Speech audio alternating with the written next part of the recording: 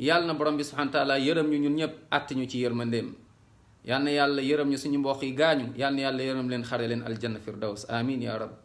ñu nit yal na yàlla may ñu mujj bu rafet may ñu leeruk bàmmeel yërëm ñu bés feñ dugal ñu aljanna ci yërmandeem. kon mbokk yi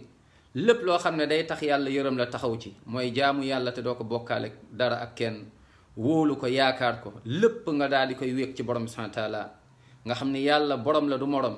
waaye topp yonent bi sallallahu alayhi wa alihi wa sallam ci sunnaam mu doy la. waaye nag góorgóorlu ba doo iñaande kenn doo tooñ kenn doo nga moytu lépp loo xam ne day dàq yërmande muy bokkaale muy bidaa muy dem ci njabar sànni petaaw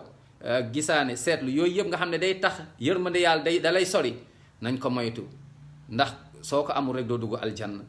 moo tax bokk na ba léegi loo xam ne day dàq yërmande ñu bàyyi ci xel yonent bi sallallahu alayhi wa sallam di wax ci xadis boo xam ne Buxaari Muslim ñoo ko sol nee na laa tadxulul malaayika baytan fiihi kalbun wala suura nee na malaaka yërmande duñ dugg kër goo xam ne dafa am xaj waaye tamit am mooy que ni ay image comme par exemple say photo nga affiché ko cadré ko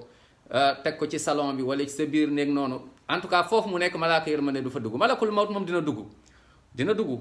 moo tax Jibril amoon rendez-vous yonent bi sallallahu alayhi wa sallam ñëwul yonent sallam ma ngi ko laajee mu ne dafa amoon lu mel noonu après ci la ko yonent bi sallallahu alayhi wa sallam arrêté. kon nañ ci bàyyi xel bu dee nag am na koo xam ne sa mbokk bu gaañu ñaanal ko loolu moom moo koy njariñ foofu kon nañ ci bàyyi xel incha allah.